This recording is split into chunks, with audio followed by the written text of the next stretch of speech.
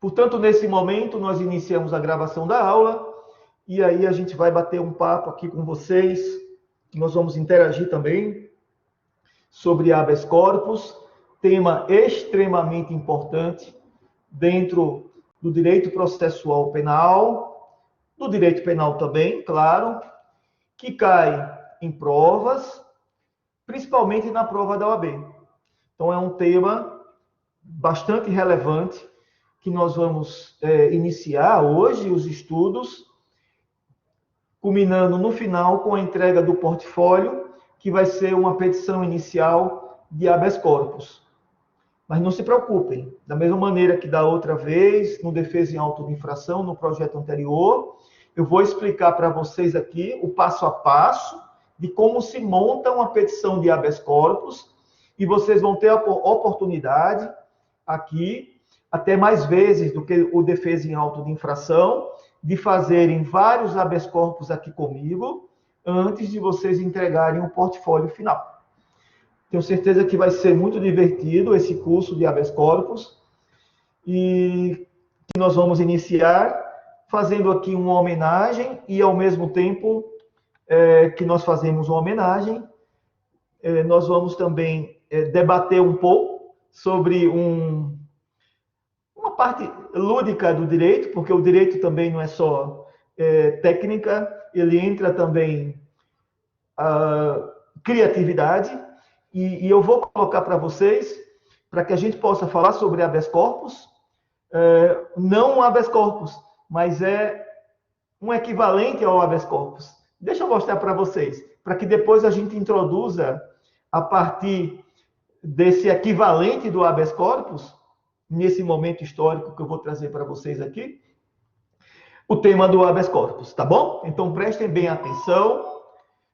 Nós vamos colocar aqui uma cena histórica de um paraibano chamado Ronaldo da Cunha Lima. Ronaldo da Cunha Lima, ele foi um advogado criminalista. Ele começou como vereador lá em Campina Grande, salvo engano, tá? Eu não lembro a trajetória política dele completa. Depois foi prefeito em Campina Grande, deputado federal, chegou a governador e a senador também, não é? Então, Ronaldo da Cunha Lima, ele vai falar um pouquinho para vocês de uma das petições que ele fez. É um fato criativo, engraçado, lembrando que ele também é poeta, tá? Além de tudo, ele é poeta, não é? Muito inteligente ele, foi pai também do governador Cássio Cunha Lima. Vou passar aqui para vocês, assistam aí, prestem bem atenção que depois nós vamos trazer o que ele trouxe para a área do habeas corpus. Ok? Vamos lá, então.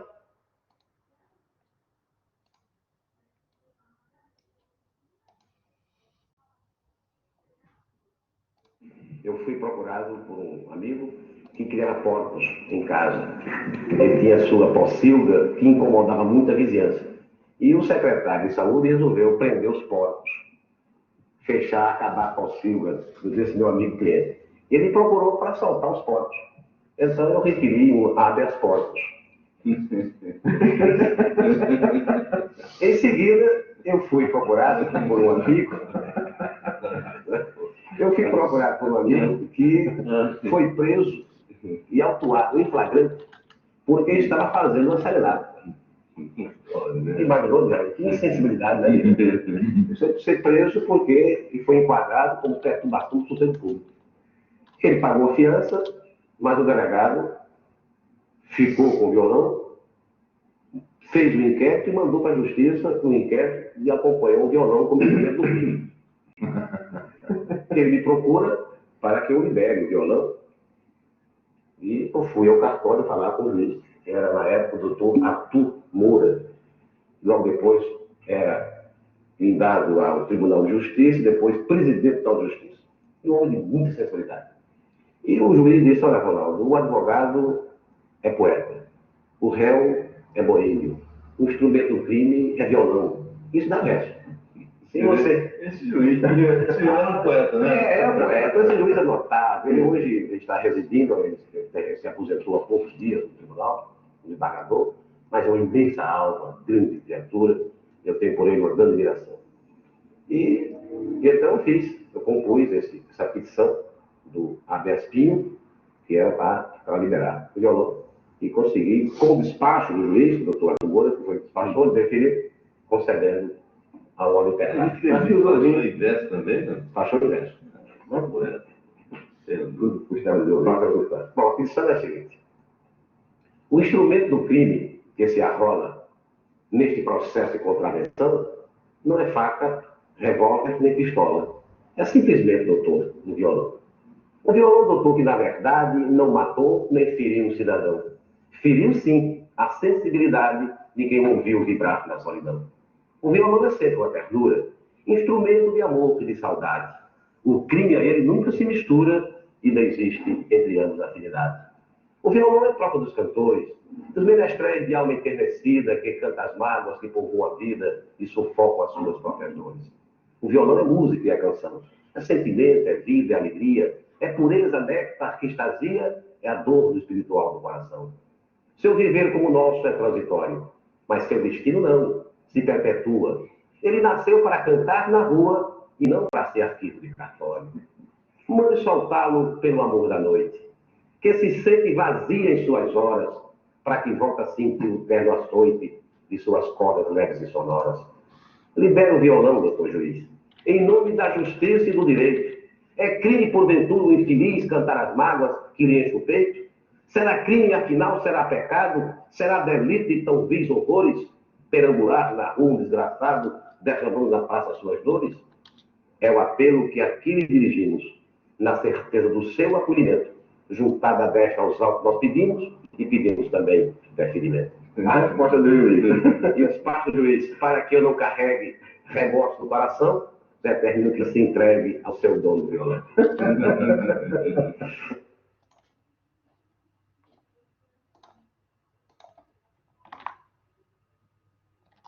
Estou colocando aí, pessoal, o texto da petição chamada habeas pinho.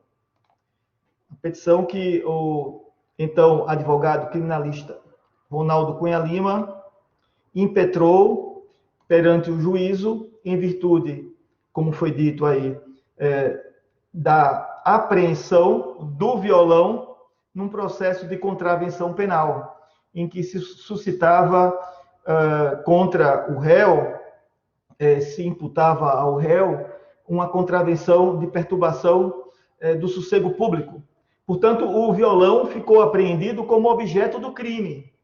E ele entrou com um habeas pinho, pedindo o quê, pessoal? Quem prestou atenção? Quem conseguiu entender?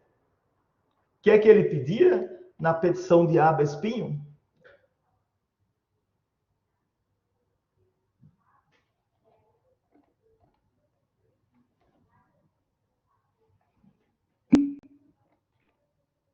A liberação do violão.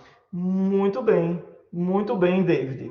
A liberação do violão. Portanto, se nós trouxermos essa ideia do habeas pinho para o habeas corpus, o que é que vocês acham qual é que vocês acham o objetivo principal de uma petição de habeas corpus?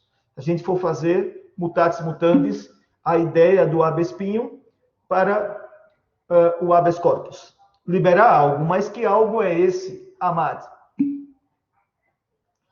Exatamente, Emanuele. Exatamente. Emanuele matou a charada aí, não é? O corpo. O corpo. Se no habeas pinho era o violão, no habeas corpus é o corpo. É o corpo. Corpus, do latim, corpo, não é? Então, a primeira ideia que nós vamos trazer para vocês aqui do habeas corpus é que se trata... Exatamente, Sadi. Daqui a pouco a gente vai falar das partes que compõem o habeas corpus, dos personagens, não é? O paciente é aquele a quem a gente pede a liberdade, ou que se cesse a ameaça contra o seu direito de ir e vir. O paciente é um deles. O impetrante, que vão ser vocês, lá quando vocês fizerem o portfólio de vocês vão atuar como advogados, impetrando o habeas corpus, entrando com o habeas corpus, escrevendo a peça e assinando. E também a autoridade coatora, que foi aquela autoridade que ou mandou prender, ou prendeu, ou está ameaçando o paciente em sua liberdade de locomoção. Exatamente. Portanto, voltando, não é? Voltando. Então, o habeas corpus, ele vem da expressão que tenhas o corpo, traga o corpo. Daqui a pouco a gente fala um pouquinho mais sobre ela, tá? Mas que traga o corpo. Então, sob o ponto de vista histórico, o habeas corpus ele vem do direito inglês, ele vem de uma expressão mais completa. É uma expressão até bem longa, né? Dizia assim, habeas corpus ad subjicendo, e dali prosseguia. Então, a parte que ficou, que é principal, não é? É o habeas corpus. Traga o corpo daquela pessoa que eu vou dar a liberdade, ou vou julgar a liberdade, algo assim, né? Então, era uma pessoa que teria ficado, que estava presa, estava com seu direito de ir e vir, a sua liberdade de locomoção cesseada, e aí no tribunal se pedia para trazê-la para se decidir se iria libertá-la ou não é? Ou não. Então, trazendo do habeas pinho, o habeas corpus significa que tenhas o corpo, que traga-se o corpo. O corpo. Atenção, pessoal, eu não abri aqui ainda o Código de Processo Penal, vou abrir, e a Constituição Federal. Vou abrir também para mostrar para vocês, tá? Então, a primeira ideia que eu quero trazer para vocês é que, se no habeas pinhos,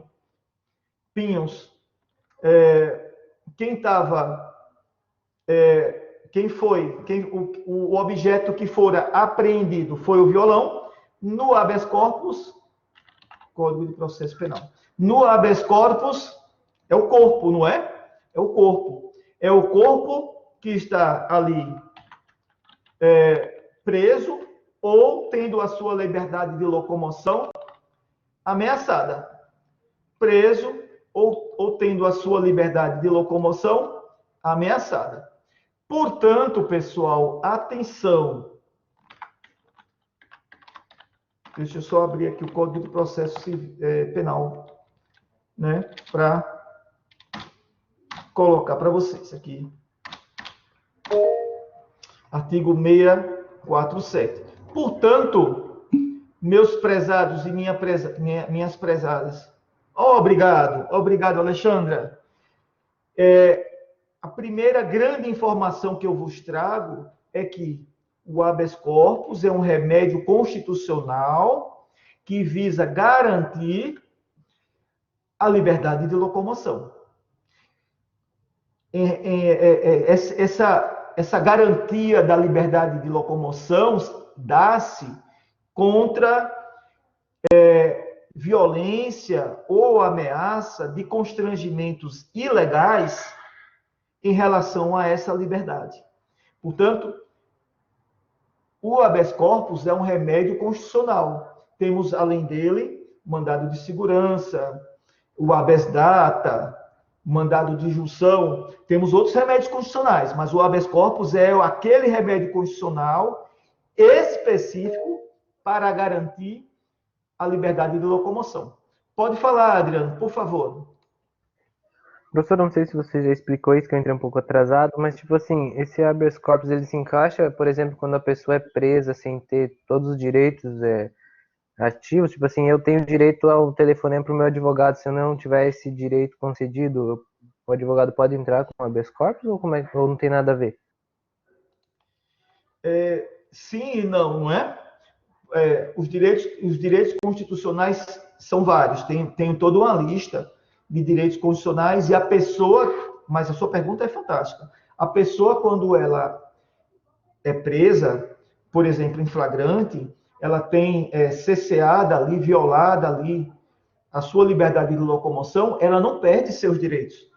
Ela perdeu momentaneamente aquele direito de locomoção, mas ela permanece tendo os demais direitos ativos ali, não é? E um dos direitos que a pessoa tem, por exemplo, o de permanecer calado, não é? E tem o direito também que sejam apresentadas ali a ela, no momento da prisão, quando é dada a voz de prisão, o elenco dos direitos que ela tem, dentre os quais o de permanecer calada, o de fazer uma ligação para o advogado dela ou um familiar. Então, esses direitos permanecem, não é? Agora, se o habeas corpus serve para quando houver violação a esses direitos, depende. O habeas corpus ele vai atacar, ele vai garantir quando essa violação, essa violência à liberdade de locomoção ou mesmo uma ameaça a constranger a liberdade de locomoção daquela pessoa, daquele paciente, for ilegal. Então, quando a prisão, por exemplo, Adrian, que foi decretada, ela foi ilegal, e aí daqui a pouco a gente vai dizer quais são os casos de ilegalidade, vamos dar bastante exemplos sobre as possibilidades de ilegalidade, mas é nesse momento que o habeas corpus entra, para garantir que a pessoa que foi ou teve a sua liberdade de locomoção ameaçada, ou teve a sua liberdade de locomoção violada de maneira ilegal, ela tenha a liberdade de locomoção restituída. O habeas corpus serve para esse intuito. Compreendeu, Adriano? Para outros direitos já não vai ser o habeas corpus. Pode ser, de uma maneira geral, o mandado de segurança, ou, de uma maneira especial, o habeas data. Nós vamos, daqui a pouquinho, ler o inciso 59, e aí eu te explico melhor sobre isso. Pode ser? Segura só um pouco. Mas, olha, voltando aqui, eu gostaria que alguém nos lesse aqui o inciso 68 do artigo 5º da nossa Constituição. Quem é que pode nos ajudar lendo esse inciso que está aí na tela para vocês?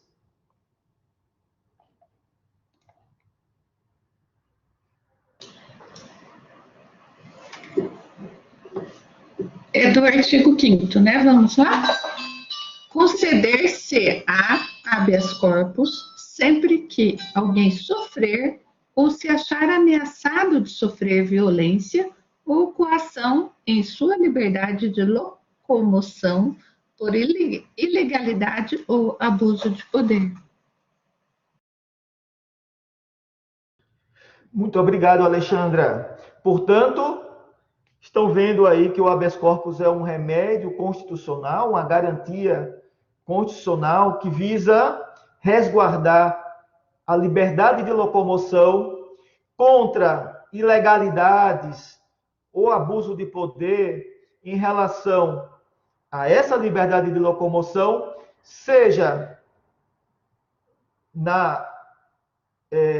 contra ameaças a essa liberdade de locomoção, seja contra violações a essa liberdade de locomoção.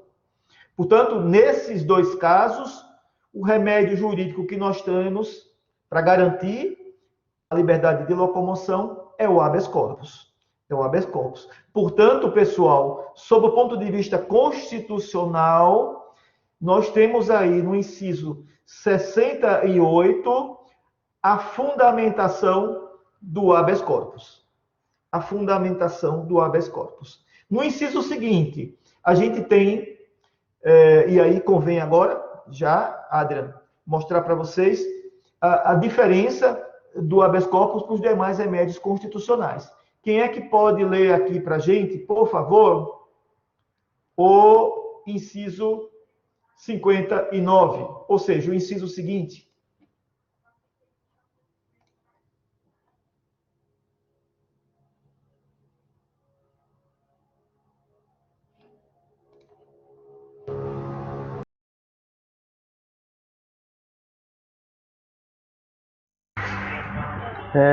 Conceder-se-á mandato de segurança para proteger direito líquido e certo, não amparado por habeas corpus ou habeas data, quando o responsável pela ilegalidade ou abuso do poder for autoridade pública ou agente de pessoa jurídica no exercício de atribuições do poder público.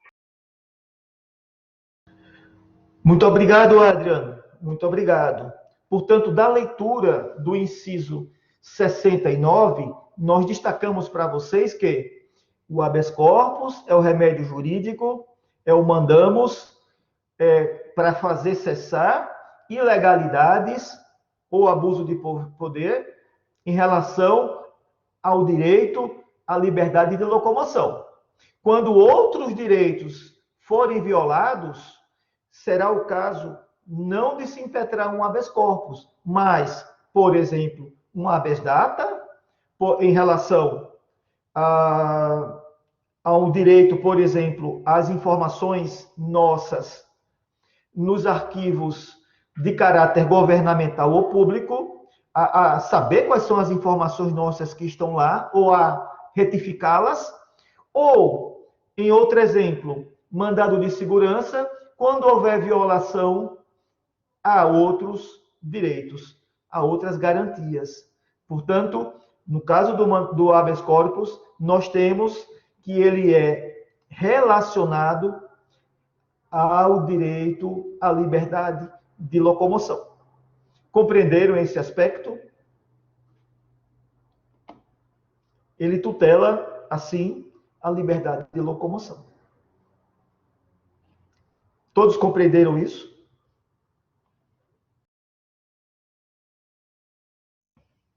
Ok. Deixa eu agora compartilhar com vocês o Código de Processo Penal.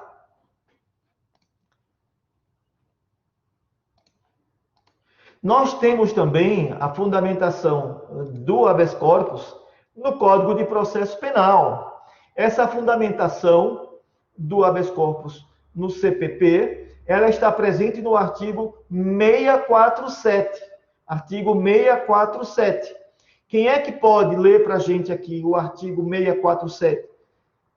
Por favor. Dar-se-á habeas corpus sempre que alguém sofrer ou se achar na eminência de sofrer violência ou a coação ilegal na sua liberdade de ir e vir, salvo nos casos de punição disciplinar.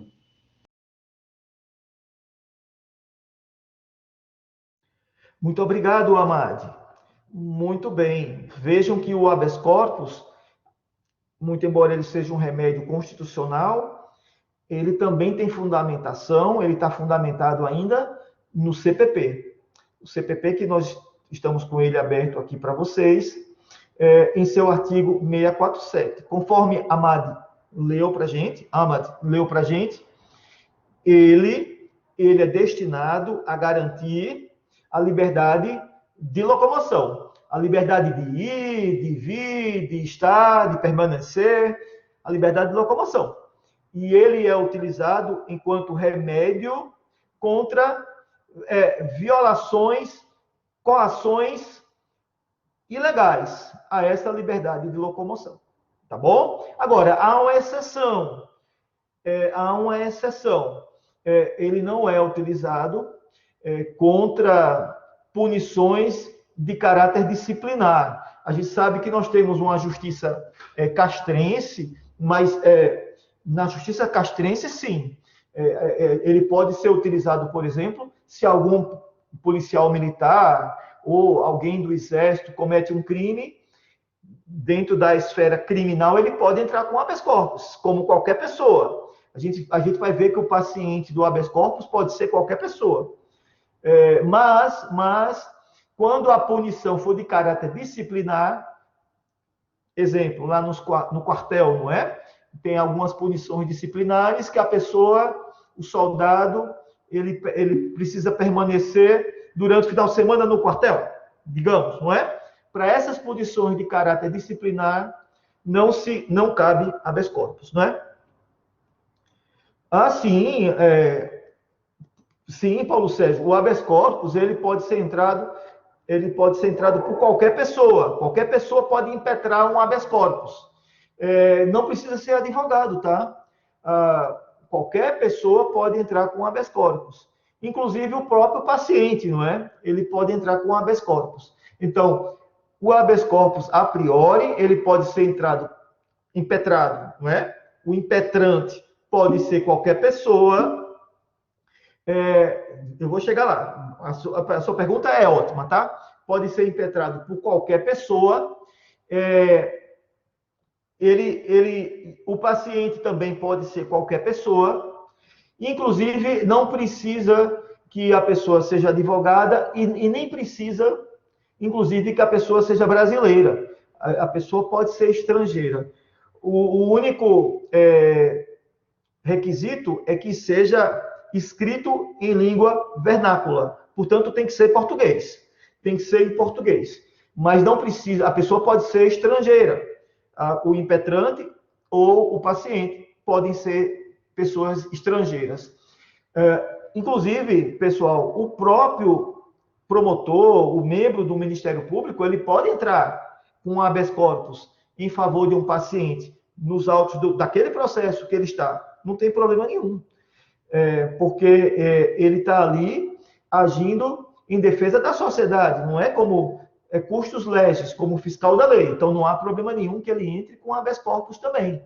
Se for o caso, não é? Ele, por exemplo, verificando que trata-se, naquele caso que ele está, ou que não houve crime, ou que se houve uma excludente de ilicitude que está ali muito clara ali, ele pode entrar com um habeas corpus em favor do paciente também, tá? O único caso que não pode entrar com habeas corpus é o próprio juiz do que está julgando o caso, não é? Onde o processo está correndo.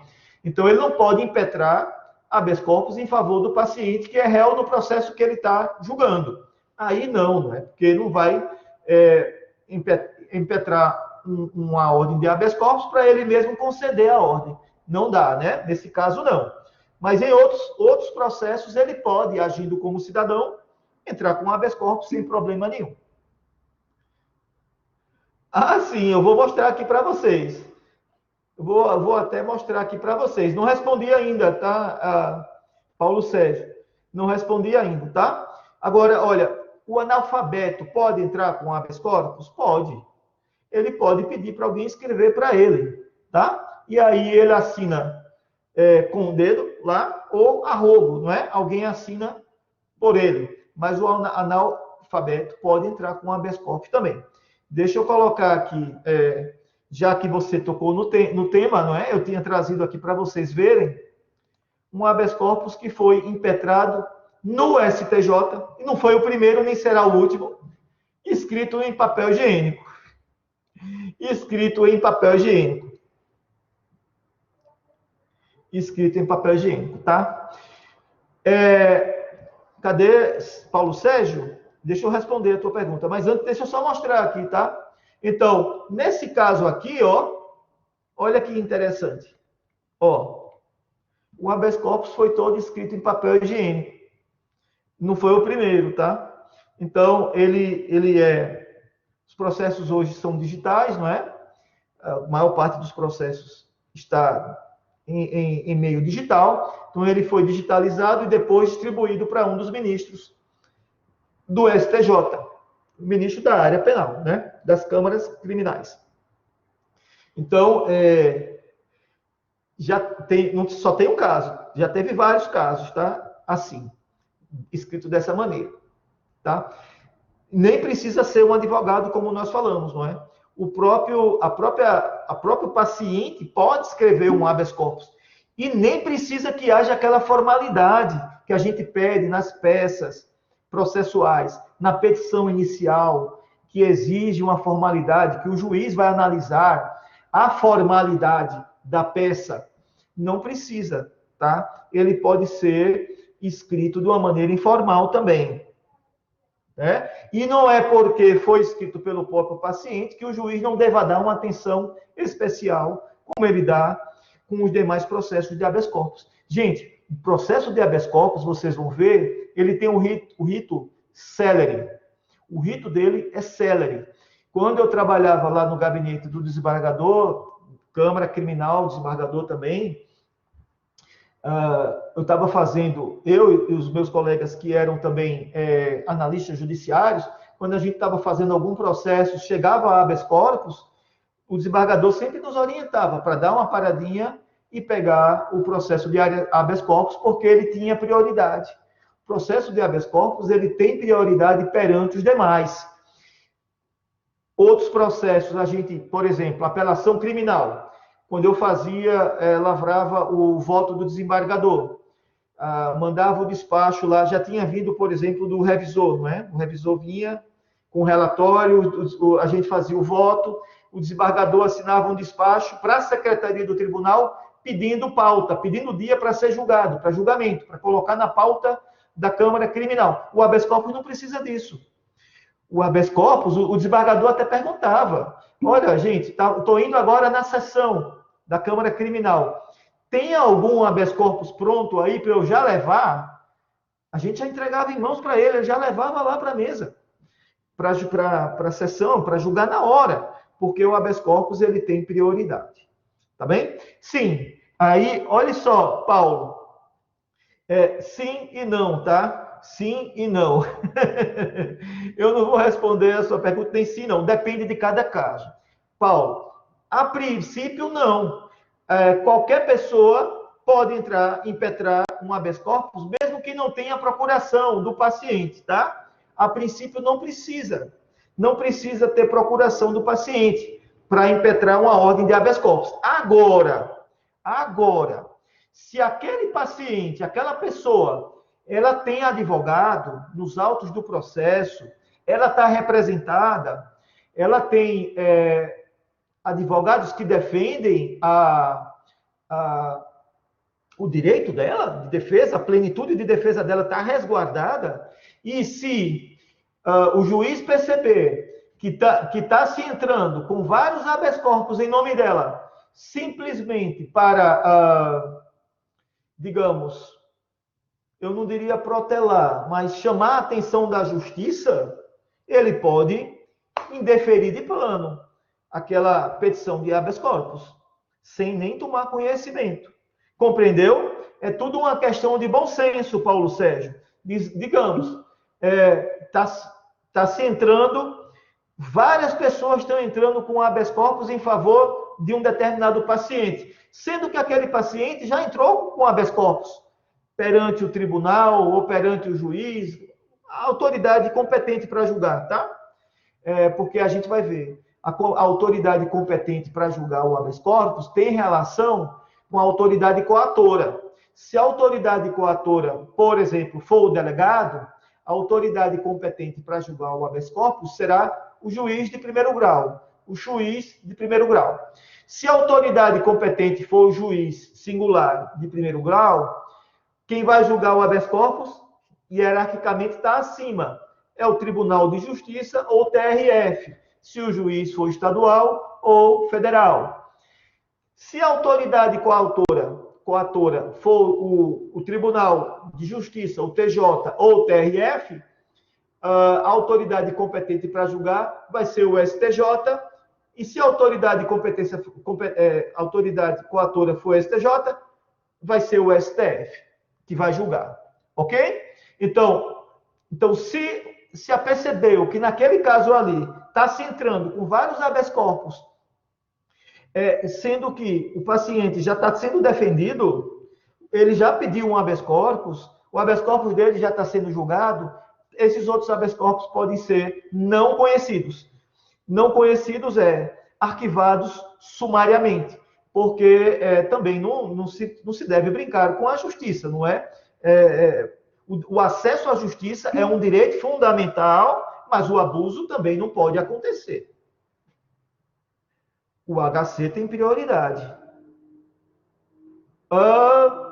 Bom, você está fazendo uma pergunta difícil de responder, não é? Porque existem tantos parados. Não sei qual é o HC que você está falando que está parado, mas eu vejo, pelo menos da minha experiência enquanto servidor público, e também eu vejo em relação às pessoas que eu conheço que trabalham na justiça, a minha mãe, quando ela trabalhava lá ela não foi da Câmara Criminal. Minha mãe já foi promotora convocada, exerceu no Tribunal de Justiça como procuradora do Ministério Público, mas era em Câmara Civil. Mas os embargadores que eu conheço, os procuradores que eu conheço, os juízes que eu conheço, eles dão a prioridade total a habeas corpus. Mas aí é um caso à parte.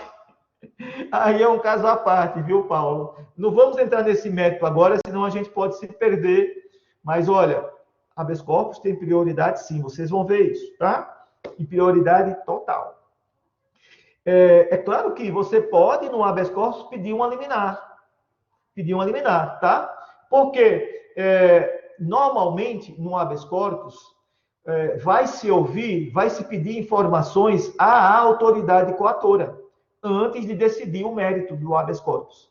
Então, vai se pedir, a menos que a coação ilegal seja gritante. Se a coação ilegal for gritante, concede-se a ordem de pronto. Mas, normalmente, pede-se informações à autoridade coatora. Por exemplo, um habeas corpus que foi impetrado sob a alegação de excesso de prazo da prisão.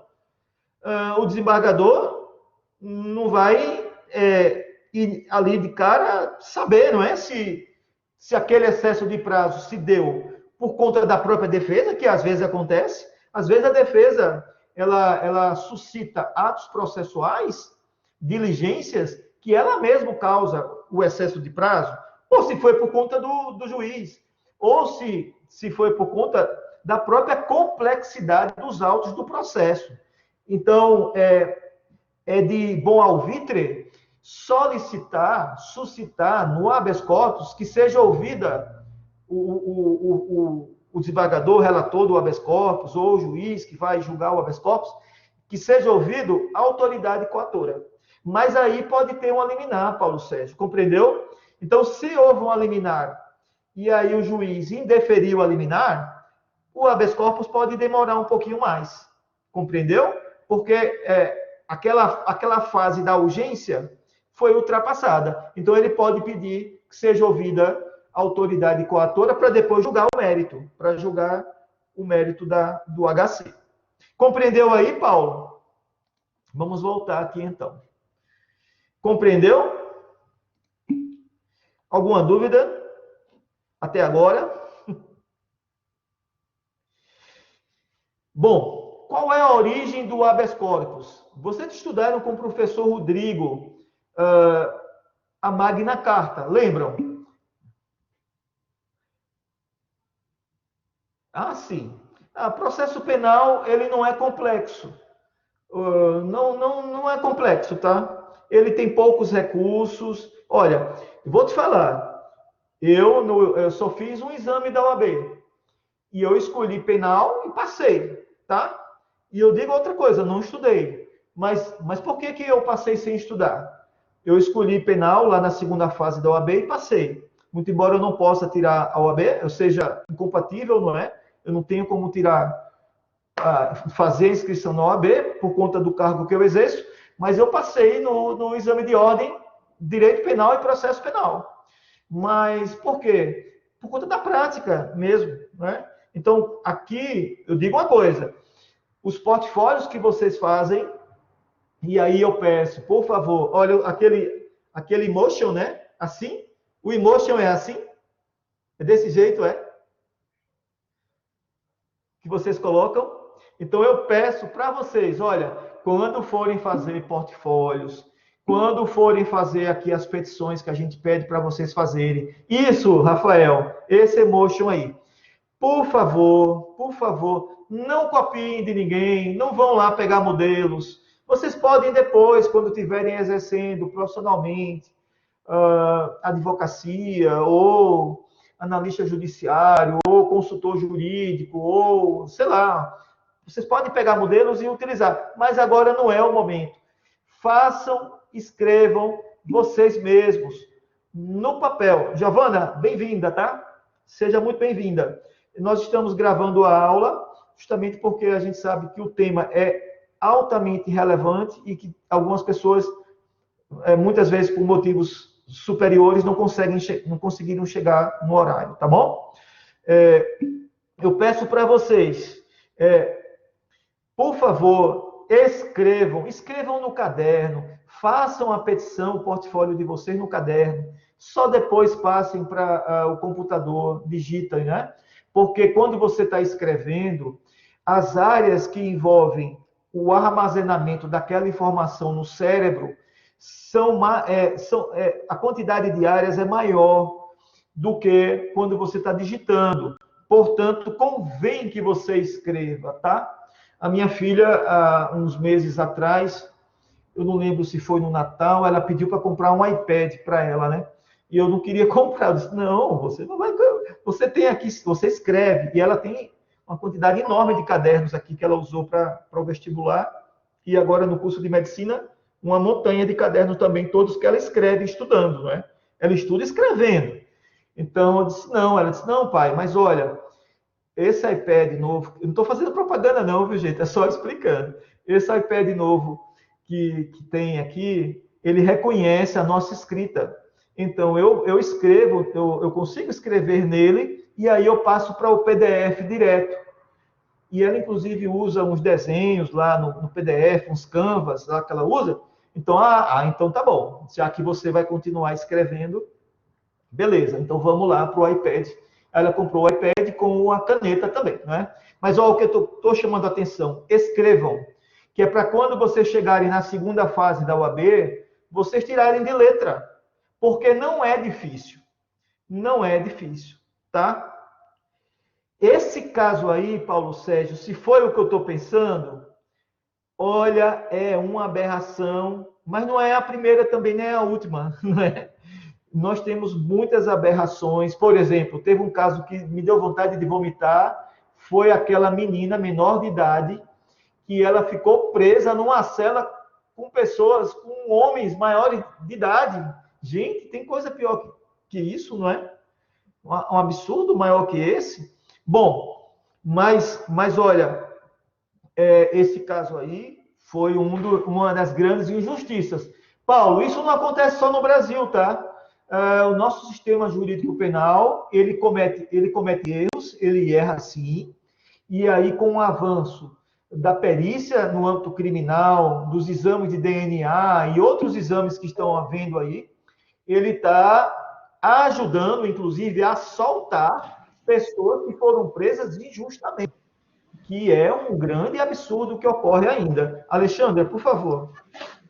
Isso foi uma das curiosidades que eu vi, que quando a pessoa já cumpriu a pena e ainda está presa, não é um habeas corpus. Não, porque não está mais em risco essa garantia que o habeas corpus ela protege, que é o direito de locomoção. Então, se não há possibilidade, não há ameaça da pessoa ser novamente presa, não é? Ou se ela não está presa, nem foi decretada a prisão dela, não é caso de habeas corpus. Não, se ela estiver presa, já cumpriu a pena, mas não foi liberada pela justiça. É outro documento que o advogado tem que fazer para liberar ela. Pode ser habeas corpus. Quando é que é habeas corpus, Alexandra? Me diga o caso.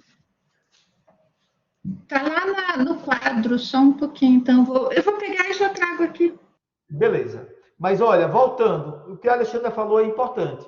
Se a pessoa, o direito de locomoção dela não está sendo ameaçado, nem foi cesseado, violado, não é caso de habeas corpus, tá? Não é caso de habeas corpus. Habeas corpus é para garantir o direito, é o remédio constitucional utilizado para garantir a liberdade de locomoção. Se ela não está ameaçada de um constrangimento ilegal, ou ela não foi violada, não é o caso de habeas corpus. Não é exatamente o que eu estou falando, Alexandra. Se a pessoa já cumpriu a pena, ou se a pena foi extinta de alguma forma, por exemplo, um crime que ocorreu há 30 anos atrás, a pessoa está sendo processada por esse crime, mas esse crime foi extinta a punibilidade. Nós vamos estudar também aqui mais adiante, prescrição e decadência, não é? foi declarada a prescrição, ou a decadência. Não há uma possibilidade de se aplicar pena privativa de liberdade, não é o caso de habeas corpus. Compreendeu? Compreendeu? Tá. Eu não sei se é esse o caso, Alexandra. É um caso de cárcere privado? Ela não colocou isso. Não, é que eu li na súmula e a súmula está bem reduzida, né? Então, não cabe o habeas corpus quando já foi extinta. E era isso que eu ia falar, é isso que eu entendi. Que, na verdade, você tem que pedir um alvará de soltura e não um habeas corpus. Porque o rito do processo penal é... Sim, veja só, também não cabe habeas corpus, Alexandra, quando houver outros meios de se chegar àquele objetivo que se quer. Por exemplo, se a pessoa, na sentença, ela foi julgada, condenada ali a uma pena. Então, qual é o recurso que se coloca ali? Apelação. Apelação contra a sentença condenatória, que condenou a pessoa à pena. Não é habeas corpus, porque a gente também não pode usar habeas corpus para tudo. O habeas corpus ele é utilizado como garantia constitucional e não como um remédio para todos os males. Então, se houver um outro recurso, como, por exemplo, você acabou de falar, não é? Solicitar o alvará de soltura, um mero requerimento solicitando, não precisa de habeas corpus, não é? Se houver um recurso, por exemplo, de apelação, não precisa de habeas corpus. Não é o caso de habeas corpus. Tudo bem, pessoal? Até porque o habeas corpus, ele é contra um constrangimento ilegal. E por ele ter um rito célere, é preciso que no próprio processo de habeas corpus, na ação, eu prefiro chamar, né, uma ação, mas ele é um remédio constitucional, ali já se demonstre de pronto o constrangimento ilegal. A ilegalidade, o abuso já esteja ali demonstrado. Porque não cabe, em sede de habeas corpus, a dilação probatória. Não é o caso. Não é o caso em habeas corpus. Mas voltando, compreendeu? Tá. Voltando, né? Sim, mas só aproveitando o que Paulo Sérgio falou, não é? Cárcere privado, se a autoridade coatora, ela não precisa ser do âmbito público. Se ela for do âmbito privado, você também pode entrar com habeas corpus, tá? Por exemplo, é um caso em que um paciente, e aí serve aí para o hospital, viu, Alexandra? Um paciente que ele não está sendo liberado, a alta dele do hospital, porque ele não pagou as contas. Pode-se impetrar um habeas corpus, tendo como autoridade coatora o diretor do hospital? Yes, pode sim, não há problema nenhum, tá bom? A autoridade coatora não precisa ser pública, ela pode ser da esfera privada também. Eu não sei se é isso que Paulo Sérgio colocou ali, mas eu aproveitei para chamar a atenção. Então, vem do direito inglês, que tenha-se o corpo, traga-me o corpo, vem do direito inglês, na Magna Carta, de 1212, vocês estudaram com o professor Rodrigo, em que os barões eram homens livres, não é? Eles impuseram ao rei João Sem Terra a Magna Carta. E dentre as garantias que estava na Magna Carta, havia aquela relacionada com a liberdade de ir e vir e de permanecer. O João Sem Terra, ele se comprometia a não prender nenhum homem livre, diga-se, algum barão, não é? Alguém da monarquia, não prender nenhum homem livre, senão obedecendo as leis do país, né? Da Inglaterra, as leis do país. Portanto, o habeas corpus nasce daí. ele tem como base essa garantia trazida na Magna Carta. Trazida na Magna Carta. A mãe do habeas corpus está lá na Magna Carta. Na Magna Carta. Tá bom? Como é que se falava, né?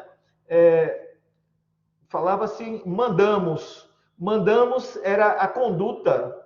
Então, a gente pode chamar habeas corpus também, ó, de mandamos. Mandamos. Ou de writ.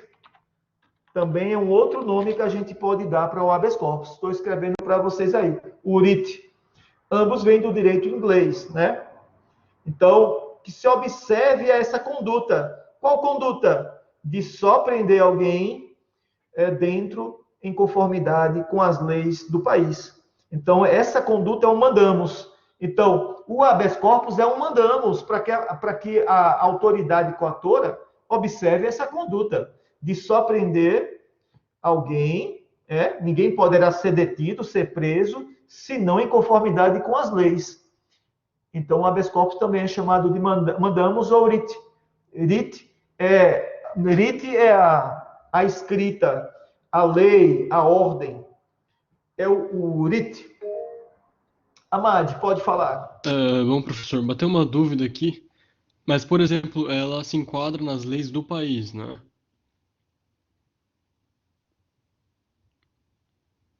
Opa, você está me ouvindo?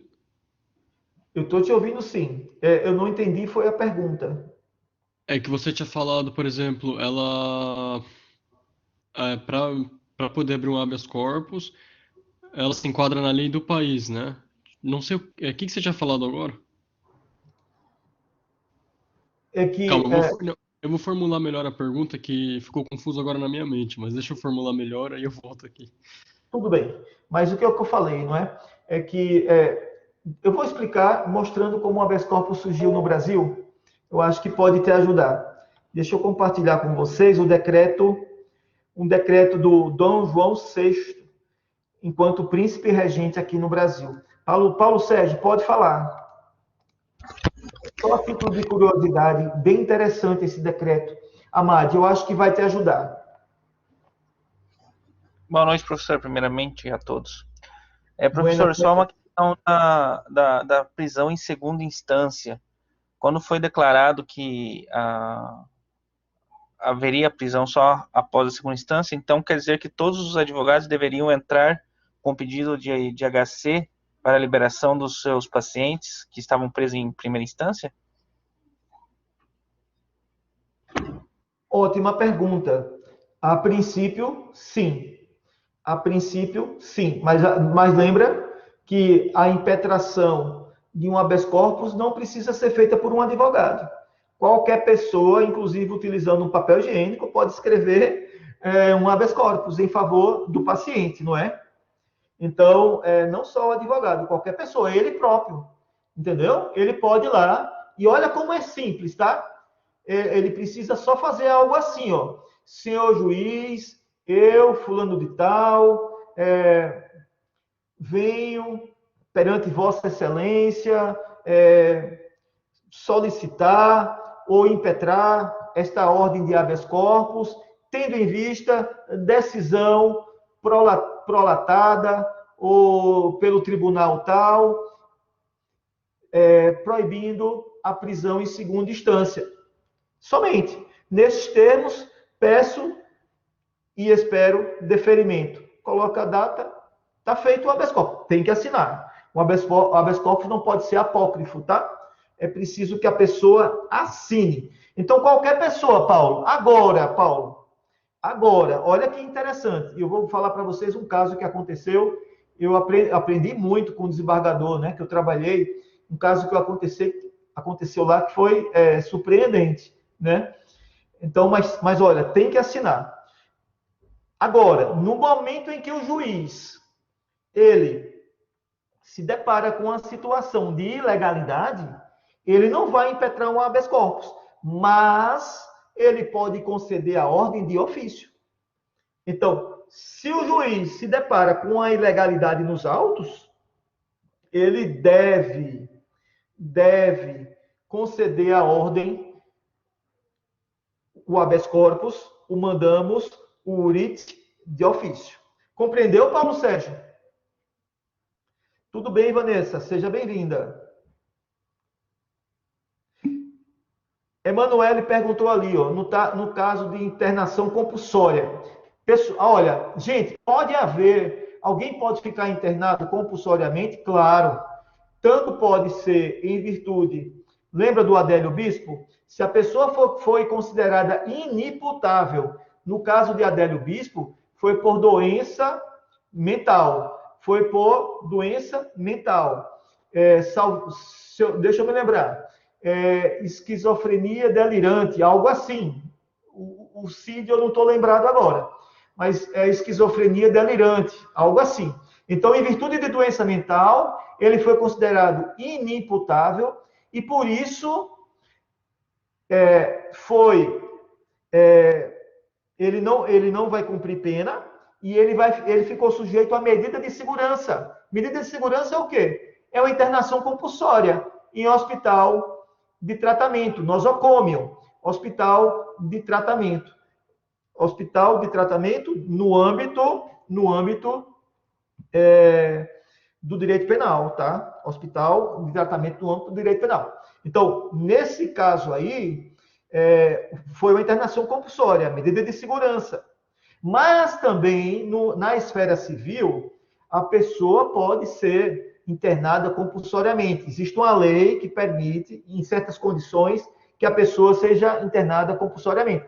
Agora, Manoel, se essa internação compulsória for ilegal, for um abuso, ela foi uma arbitrariedade dessa pessoa que prendeu ela, que internou ela compulsoriamente, cabe habeas corpus, sem dúvida. Cabe habeas corpus, tá? Então, a internação compulsória, ela tanto pode se dar no âmbito, em hospital de tratamento, tá? Ela pode se dar no âmbito civil, como pode se dar também no âmbito criminal. No âmbito criminal também, medida de segurança. No âmbito, se foi uma... Porque, de uma maneira ou de outra, há um cerceamento da liberdade de locomoção. Então, se isso for ilegal, houver ilegalidade, pode-se entrar com habeas corpus, sim. Salvo se não houver outro recurso, não é? Se não houver outro recurso, como nós falamos aqui já anteriormente. Mas deixa eu contar um caso que aconteceu, tá? Um cidadão cometeu um crime no interior da Paraíba e fugiu. Eu não lembro se foi para o Rio de Janeiro ou foi para São Paulo. Bom, fugiu. Anos depois, foi preso. Foi preso lá, aonde ele fugiu. Não lembro se foi Rio ou São Paulo. E aí, o que é que aconteceu? A Secretaria de Segurança Pública, vou colocar Rio ou São Paulo, tá? Comunicou a Secretaria de Segurança Pública da Paraíba que prendeu o cidadão lá, por conta do mandado de prisão que estava no sistema. O mandado estava em aberto. Tinha um mandado de prisão em aberto e ele foi preso lá. Então, comunicou a Paraíba, que foi quem expediu o mandado de prisão, não é? Então, venha buscar. Prendi, agora venha buscar. A Paraíba, por sua vez, devolveu o ofício, oficiou de volta, dizendo, não, tragam ele aqui. Tragam ele aqui. E aí, ficou essa história. Não, você que tem que vir pegar. Não, traga ele aqui. E aí chegou um habeas corpus. Veio um habeas corpus. Gente, um mandado de prisão, ele fugiu. Né? Não houve, eu não lembro mais se, acho que sim, acho que ele foi julgado, condenado à revelia e fugiu. Então, a questão é, chegou o habeas corpus. O que é que aconteceu? Eu não sabia como agir. Pô, eu ia, assim, eu estava na dúvida, eu vou fazer o que aqui? Aí fui para o desembargador, não é? Perguntei, doutor Nilo, o que é que eu faço aqui nesse processo? Expliquei o caso para ele, e ele riu, né? Ele achou graça, porque eu disse, eu não sei o que é que eu faço aqui. Ele falou, concede a ordem, meu caro. Puxa, mas ele tem razão. Por quê? Qual o fundamento aí? Não existe pena de caráter perpétuo no Brasil. Não existe. É inconstitucional, é ilegal. Uma pessoa não pode ficar presa indefinidamente esperando que a Paraíba vá lá buscar ou o outro estado entregue ele lá na Paraíba para ele se apresentar ao juiz da comarca lá do interior. Não pode. Portanto, se um leva e o outro não traz, concede-se a ordem. E foi o que eu fiz e que ele assinou, não é? Foi o que eu fiz e o que ele assinou. Certíssimo. Qual é a base legal, a fundamentação? Não existe pena de caráter perpétuo. Ele ia ficar lá como foi mostrado, né? 15 anos. 15 anos, não é? E outra, ele pode ter sido realmente ele que matou e pode não ter sido. Não sei, a gente não sabe, pode ter sido legítima defesa, sabe-se lá, né? Então, eu acho que o desembargador agiu bem, né? E eu aprendi com ele nesse caso aí. Pode falar, Adriano. Sadi também. Professor, e depois que a pessoa é solta, tipo, que nem ele ali tinha sido condenado e tudo, fugiu, depois que ele é solto, ele tem, o dever dele é se apresentar para daí ele cumprir essa pena, ou o que acontece depois? Não, ninguém tem o dever de se apresentar, não. A pessoa se apresenta se quiser, né? Por quê? Porque é o seguinte, gente, cabe ao Estado se mover na persecução penal. Não é o réu que vai dar condições para que o Estado cumpra o seu dever, que é um direito-dever, tá? O dever mas que eu digo assim, é um direito-dever.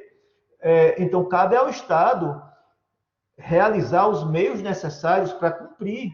É uma obrigação do Estado e não do réu.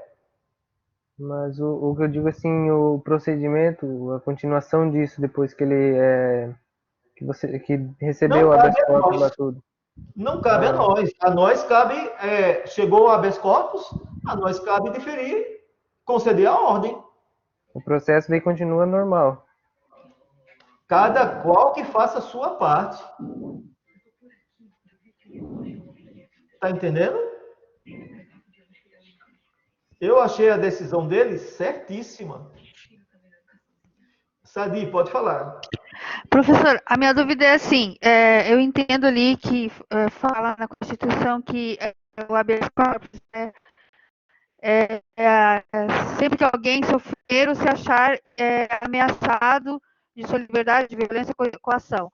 Mas assim, então qualquer tipo de indivíduo, ele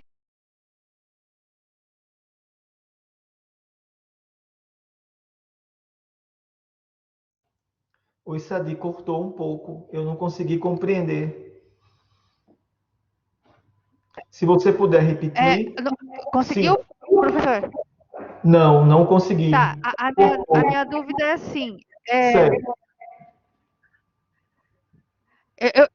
Eu vou escrever que é melhor. Pode falar que eu estou escutando, sem problema nenhum. Tá me ouvindo, professor? Estou te ouvindo. Então, a minha dúvida é assim.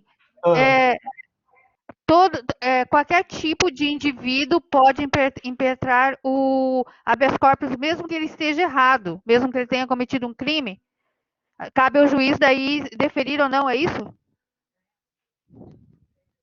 Olha, o habeas corpus é um remédio constitucional. A função dele é garantir a liberdade de locomoção contra ilegalidades, abuso de poder, arbítrios.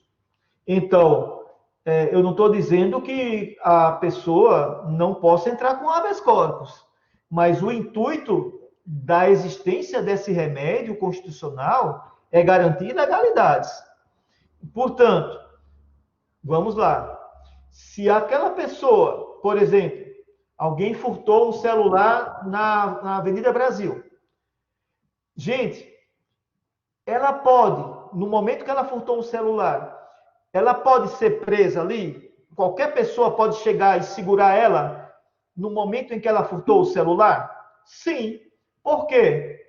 Porque o Código de Processo Penal tem lá dizendo que uma das modalidades de prisão é a prisão em flagrante. Então, no momento que ela está cometendo um crime, ou logo após, ela pode ser presa por qualquer pessoa, não precisa ser a polícia. Qualquer pessoa pode prendê-la ali. Então, qualquer pessoa segura ela ali, prende ela. É uma violação à liberdade de locomoção dela? Claro que é. Mas não é ilegal. Não é uma coação ilegal naquele momento. Por quê? Porque o Código de Processo Penal permite a prisão em flagrante quando ela está ocorrendo, quando está ocorrendo o flagrante. Portanto, segura ela lá, chega a polícia, leva, conduz até a delegacia. Até aí, não há por que se entrar com habeas corpus. Não há nenhuma ilegalidade. Compreende, Sadi? Agora, veja só, até agora não houve ilegalidade nenhuma. Isso foi preso em flagrante. Agora, digamos, chegou lá no momento da lavratura do auto de prisão em flagrante pelo delegado. O delegado constata que aquele crime em comento, o que ocorreu ali, é um crime que permite arbitrar-se uma fiança para que ele pague a fiança, ele, o autor do fato, não é? Pague a fiança e responda o inquérito policial e a ação penal em liberdade, e o delegado não o faz, aí o constrangimento legal passou a ser ilegal. E aí sim, nasce o direito subjetivo para que se entrar com habeas corpus. Ah, entendi. Era essa a minha dúvida. Porque entra no caso, assim, os crimes de trânsito. A pessoa que é presa embriagada, e eles têm o direito de habeas corpus. Daí isso que eu queria saber. Então, no caso, o delegado que vai decidir se ele vai poder pagar a fiança, daí o advogado dele entra com o habeas corpus, é isso? Exatamente, exatamente. Ou com habeas corpus, ou aguarda, porque tem um prazo de 24 horas. A pessoa que foi presa em flagrante, em 24 horas, ela é levada à audiência de custódia perante o juiz, e no momento da audiência de custódia, o juiz pode ou transformar a prisão preventiva, a prisão em flagrante em prisão preventiva, ou ele pode determinar medidas cautelares, por exemplo, tornozeleira, ou pode também ali relaxar a prisão em flagrante. O juiz, no momento da audiência de custódia, pode tomar qualquer uma dessas três decisões. Digamos que 24 horas da prisão em flagrante, até 24 horas, tá? Na audiência de custódia. O juiz, por exemplo, transformou a prisão em flagrante em prisão preventiva sem obedecer aos ditames legais, sem obedecer aos mandamentos legais dos requisitos da prisão preventiva, o advogado pode entrar com habeas corpus. Compreendeu aí? Sim. Então é só no caso de ilegalidade mesmo que pode ser entrado. Exatamente. Tá ok. Não, ilegalidade da prisão. Deve-se entrar, não é? Aham. Eu não estou dizendo que todos os habeas corpus vão entrar assim. Sim, não é? não, aham, Mas aham. esse remédio serve para combater as ilegalidades. Sim, ok, entendi. Obrigada. Garantir a liberdade de ir e vir, de ficar, de locomoção contra arbitrariedades e ilegalidades. Tá bom? Ok. Tem mais uma pergunta aí? Deixa eu ver. Eu estou gostando das interações de vocês, tá?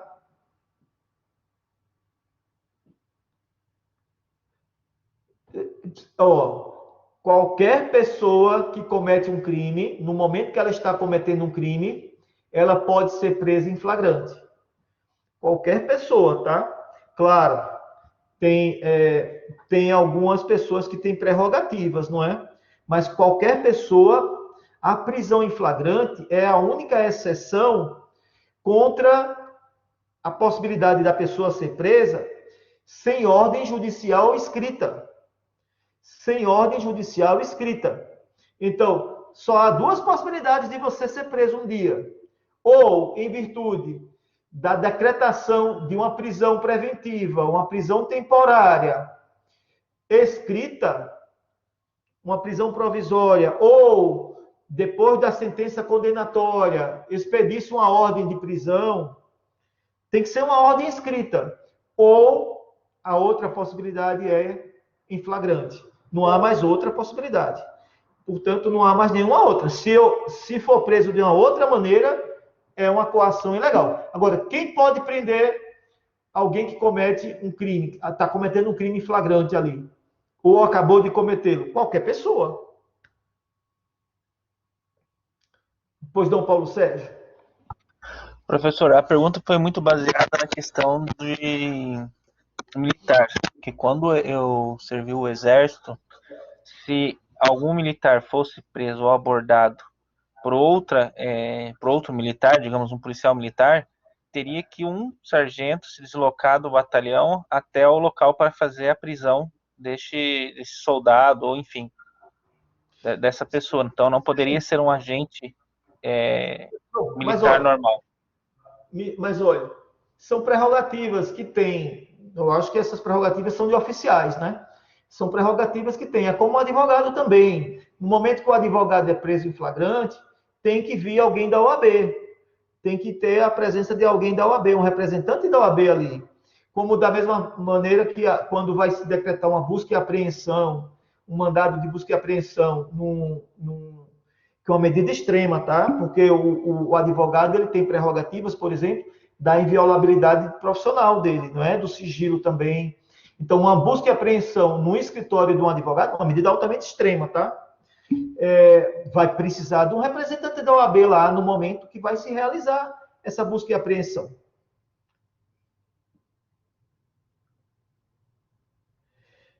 Olha só. Aí, olha a complicação, tá? Uma pessoa prendeu um policial. É um caso que você precisa comprovar que ele está cometendo uma ação ilegal, ele está cometendo um crime ali. Então, é muito difícil alguém do povo ir lá e fazer isso. Não é?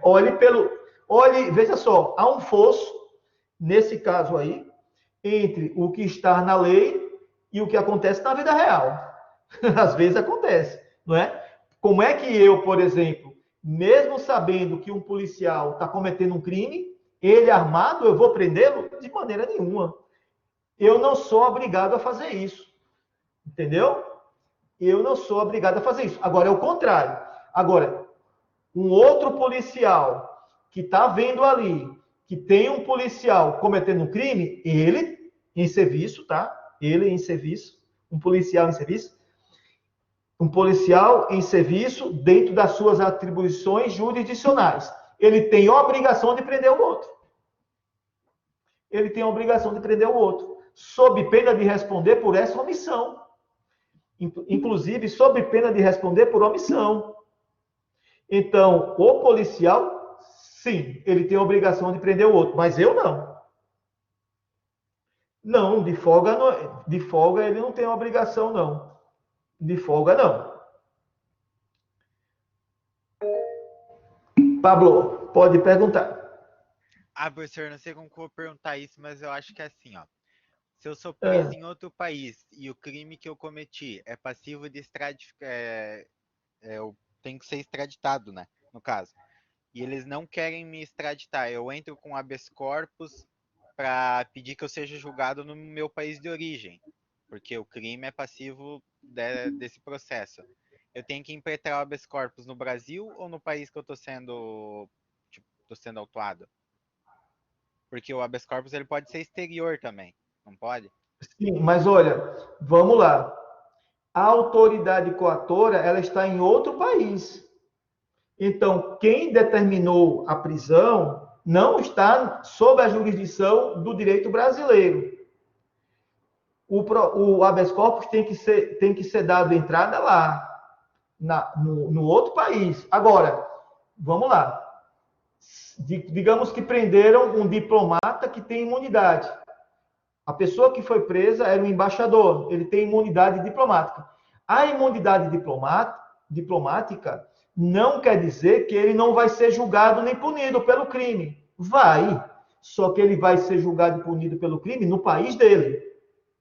Então, mas esse pedido, esse habeas corpus, é feito perante a justiça que tem jurisdição sob a autoridade coatora, e não no Brasil.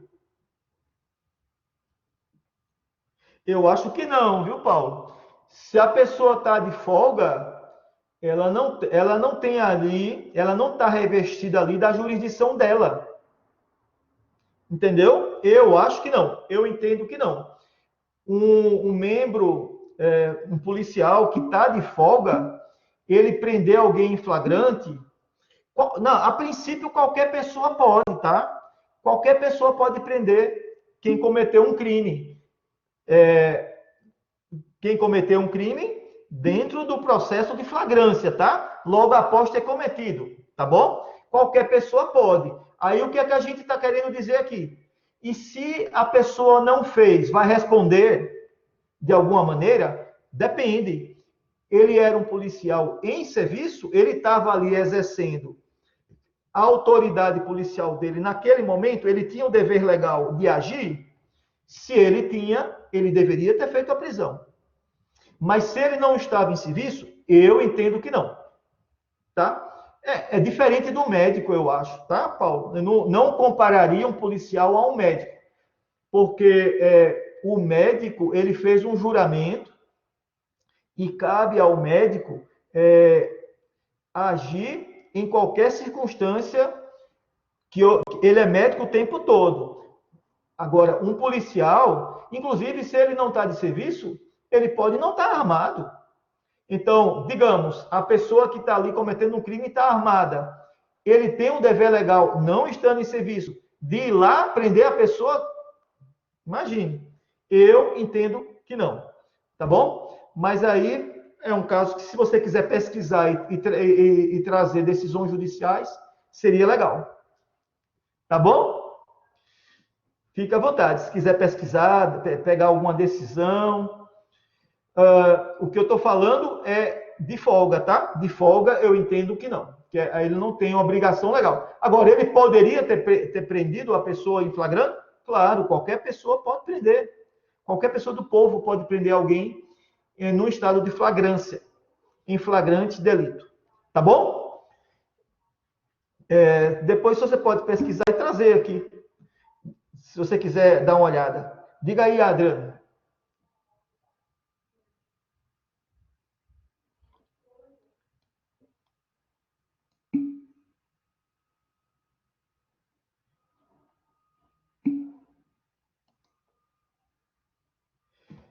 Olha, veja só.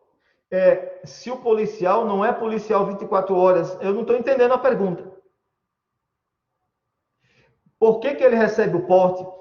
Você pergunta, você está dizendo, por que ele está andando armado se ele não está em serviço? É isso? Porque por conta do exercício da profissão dele, ele pode, mesmo não estando em serviço, ele pode sofrer riscos à vida dele. Ele pode, por conta do exercício profissional dele, está sendo perseguido e alguém está perseguindo ele, está seguindo ele para matá-lo, por exemplo. Então, ele pode utilizar a arma, mesmo não estando em serviço. Pode, ele não tem obrigação, não estando em serviço, de andar armado, não. Mas ele pode, por conta do risco da profissão. O que eu estou querendo dizer aqui é que ele, não estando em serviço, ele não teria o dever legal de prender alguém que está em flagrante delito, tá? Na minha opinião, tá? Essa é a minha opinião. Mas até hoje eu nunca vi um caso assim. Nunca peguei um processo desse tipo. Nunca peguei um habeas corpus em relação a isso. Nem nenhum processo sobre isso, não é? Ok? Vamos continuar então. Olha só, olha que legal essa...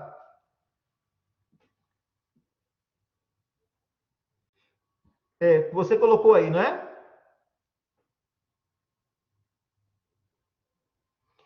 Pronto, é um artigo, não é? Deixa eu ver aqui. Vamos ver aqui, eu vou abrir. Artigo 301 do Decreto-Lei 3.689 de 1941. Verdade. É o Código Penal, né? Esse aqui é o Código Penal, artigo 300... Não, Código de Processo Penal. 1941, 3689 é o Código de Processo Penal. Qualquer do povo poderá e as autoridades de seus justiça deverão prender. Quem quer que... Sim. Exatamente. Agora, na minha opinião, eu não incriminaria alguém por conta disso, tá? A pessoa não está em serviço. Se ela não está armada, eu não... Eu acho que esse dispositivo aí, ele não foi recepcionado pela Constituição. Bom, mas é uma opinião minha, tá? É uma opinião minha. 301 do Código de Processo Penal. Exatamente. É uma opinião minha. Deixa eu ver aqui no Código de Processo Penal se tem alguma observação sobre isso, tá? Artigo 301. Deixa eu dar uma olhadinha. Aqui no meu Código Penal não tem nenhuma observação sobre isso. Olha o que é que tem aqui. Vamos lá. Você colocou para mim aqui, eu abri, deixa eu ver.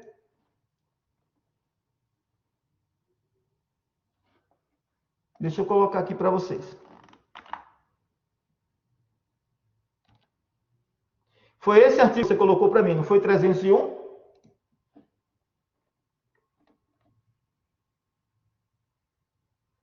Olha, esse artigo que você colocou para mim está diferente do artigo que eu peguei no código.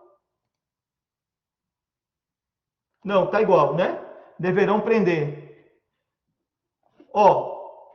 Aqui não está falando em serviço ou não estando em serviço.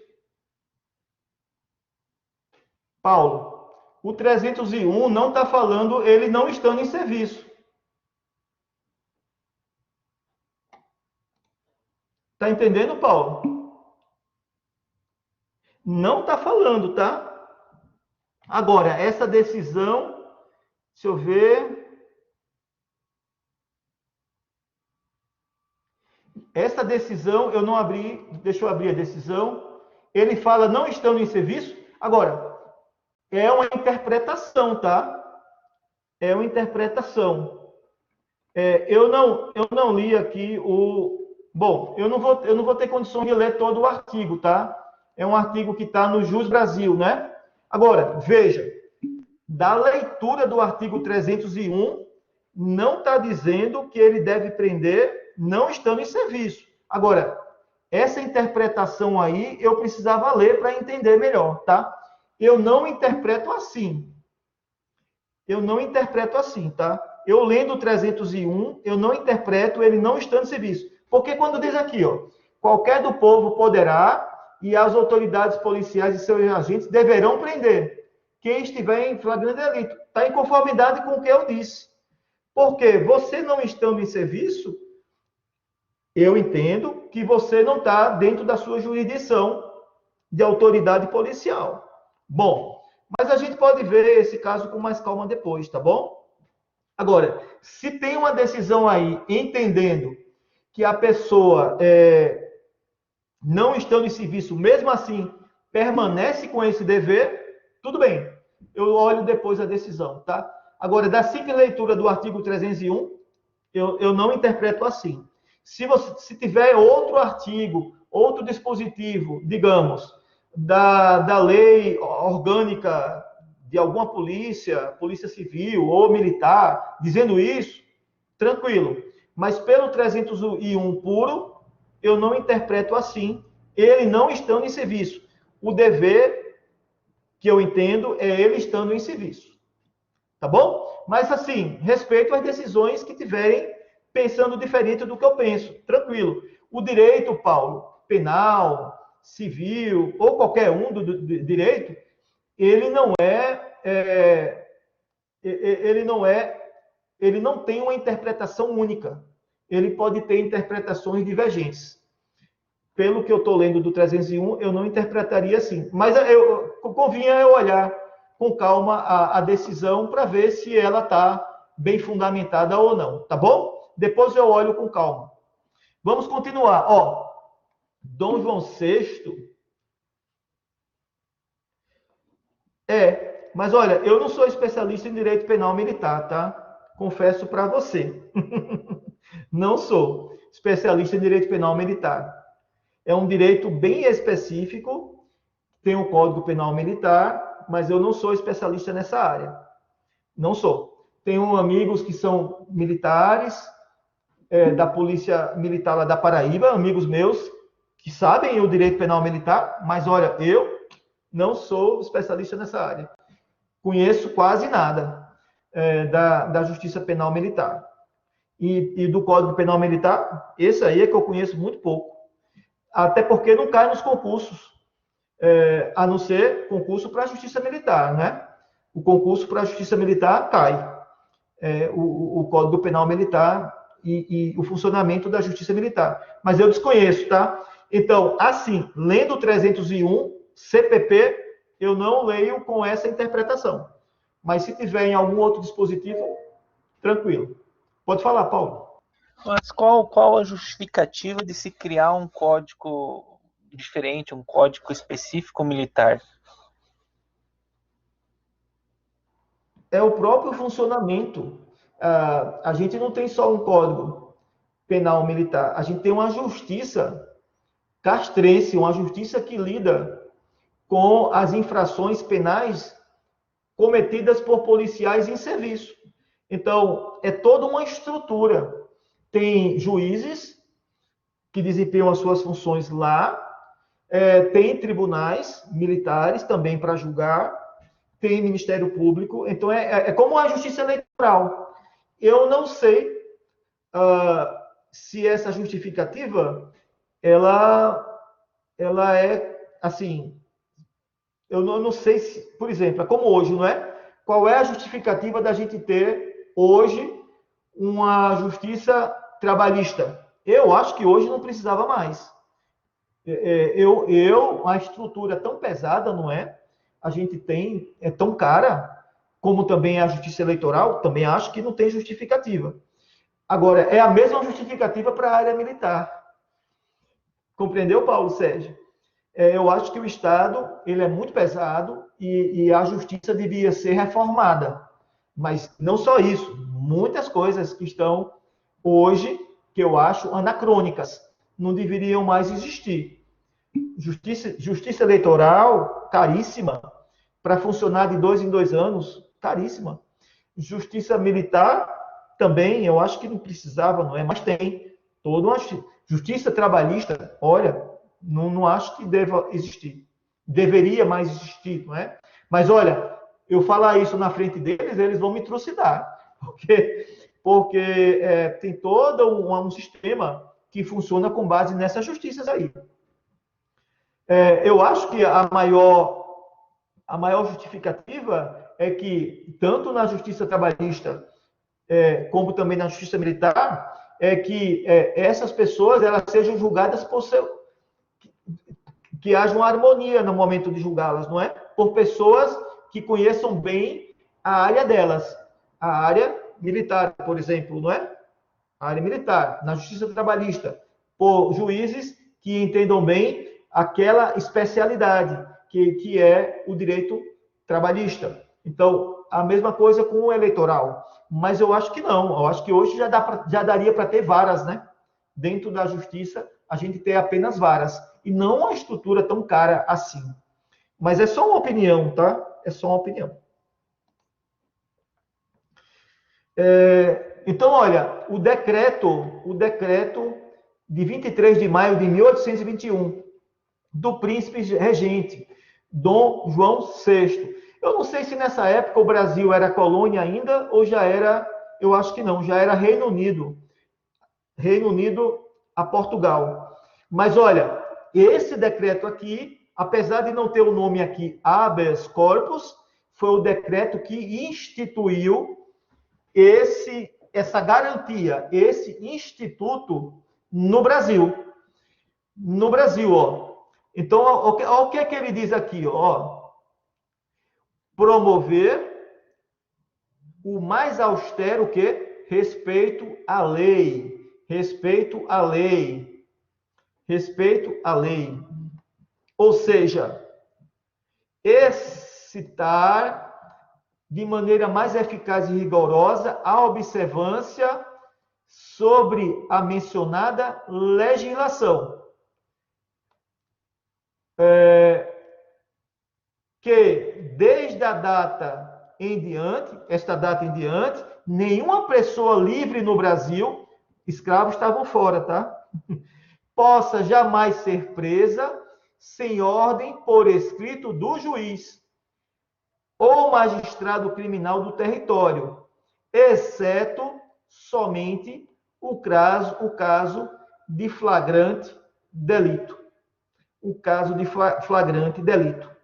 Em que, no caso de flagrante delito, qualquer do povo deve prender o delinquente. Deve prender o delinquente. Então, ele estava aqui colocando a garantia que existe no habeas corpus no nosso ordenamento, pela primeira vez. Pela primeira vez. Ou seja, contra arbitrariedades, ilegalidades no momento de alguma prisão. Vejam aqui essa garantia concedida. Não é legal?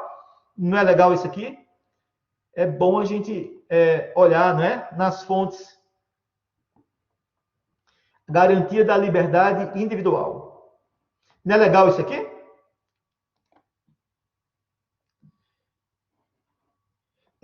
A gente vai dar uma pausa daqui a pouquinho para o intervalo, tá? Eu só queria concluir o que eu gostaria de falar com o habeas corpus, tá? Deixa eu ver mais o que eu posso dizer. A gente já falou de mandamos, de writ. Outra base também para o habeas corpus, a gente pode dizer, além da Constituição e do Código de Processo Penal, outra base que existe para o habeas corpus, a gente pode dizer também que é a Declaração Universal dos Direitos Humanos. Se você for olhar na Constituição Federal, olha o que é que diz aqui, ó. Vou partilhar isso aqui porque esse assunto eu acho bem relevante, não só para o tema do habeas corpus, mas também para o tema dos direitos humanos. Então, quando você for olhar aqui no artigo 5º, o seu parágrafo 3º, o parágrafo 3º do artigo 5º da Constituição Federal, ele diz que os tratados e convenções internacionais que versem sobre direitos humanos, uma vez que eles forem aprovados no Congresso Nacional, no nosso parlamento, eles equivalem a emendas constitucionais. Equivalem a emendas constitucionais. E ele diz também aqui no parágrafo 2º, ó, que os direitos e garantias previstas na Constituição, seja no artigo 5º, seja nos outros artigos, não excluem outros direitos, não é? Decorrentes dos tratados internacionais em que o Brasil seja parte. Portanto, a gente pode, sim, suscitar, enquanto fundamentação, a Declaração Universal dos Direitos Humanos. Ela traz lá no artigo 8º, ele fala nessas garantias, nos remédios contra a violação aos direitos fundamentais, no artigo 8º da Declaração Universal dos Direitos Humanos, tá? Também é algo que a gente pode também trazer de relevante aqui, tá bom? O habeas corpus há quem entenda que é uma ação popular constitucional, isso também não é pacífico, tá? A maioria da doutrina entende assim. Eu prefiro dizer que o habeas corpus é um remédio constitucional, mas a maior parte da doutrina entende enquanto ação penal popular constitucional, a natureza jurídica do habeas corpus. Eu prefiro dizer que é um remédio constitucional, tá? É um remédio constitucional. Espécie de habeas corpus, gente, vocês vão ver isso. Tem o habeas corpus preventivo, que é quando a pessoa ela está com a sua liberdade de locomoção ameaçada, e aí a gente pede a ordem da expedição, da concessão de um salvo-conduto, e tem o habeas corpus liberatório ou repressivo, quando já há uma ordem de prisão da autoridade coatora ou a pessoa já está presa. Nesses casos, a gente diz que o habeas corpus ele é repressivo ou liberatório. Repressivo ou liberatório. Os casos de cabimento, quando eu falei lá no início, não é? Quando há ilegalidade, eles estão presentes no artigo 648, deixa eu compartilhar com vocês, do Código de Processo Penal. Deixa eu partilhar aqui com vocês, artigo 648 do Código de Processo Penal, que traz as hipóteses, principais hipóteses de ilegalidade. Quando é que aquela coação contra a liberdade de locomoção, ela é ilegal?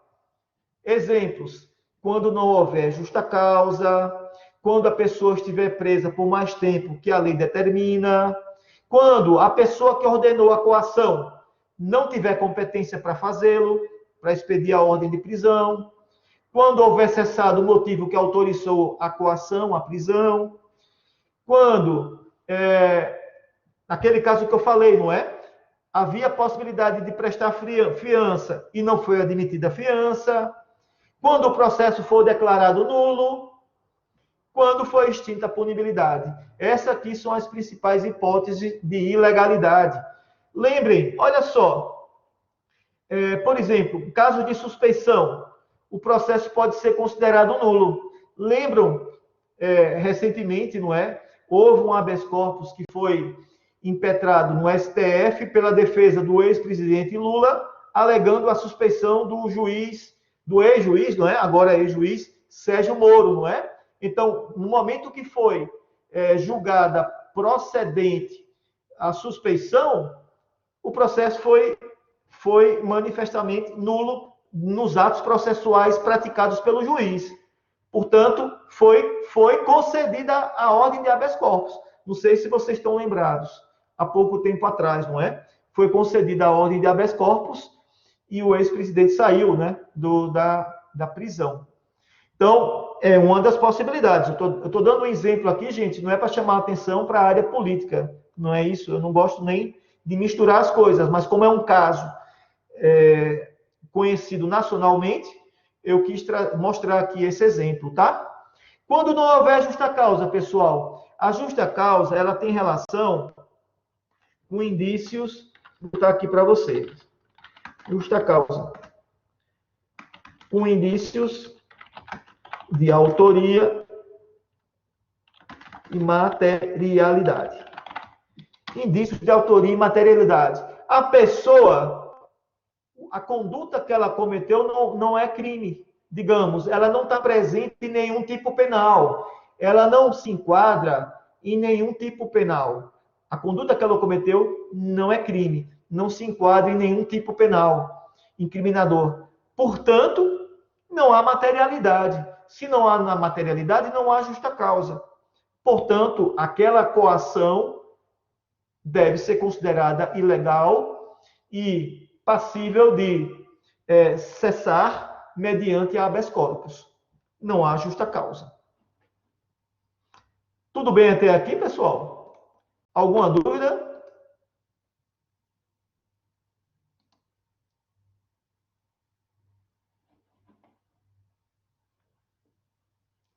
Alguma dúvida? Alguma pergunta?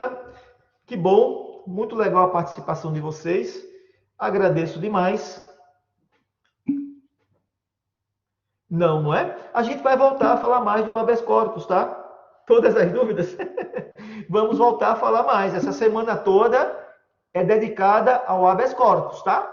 Amanhã eu vou explicar direitinho como é que funciona no tribunal o habeas corpus, como é que você dá entrada, tudo. Todas as dúvidas e todas as perguntas. Podem perguntar, tá? A gente vai dar um intervalo daqui a pouquinho. Quando vocês voltarem, vocês vão iniciar uma atividade e vão seguir nessa atividade até o final da aula, que basicamente é uma pesquisa dentro do que eu falei aqui. Vocês vão pesquisar nas obras, não é? Aí, se encontrarem algo que queiram até trazer, é legal. Mas vai ser um estudo dirigido nas obras não, na verdade, nas obras vai ser a entrega da semana. Vocês vão pesquisar nas unidades acadêmicas, nas UAS que a gente tem, né? Nas unidades de aprendizagem, que a gente tem, as 3 que a gente postou. Eu vou pedir para que vocês tragam algumas informações que estão lá.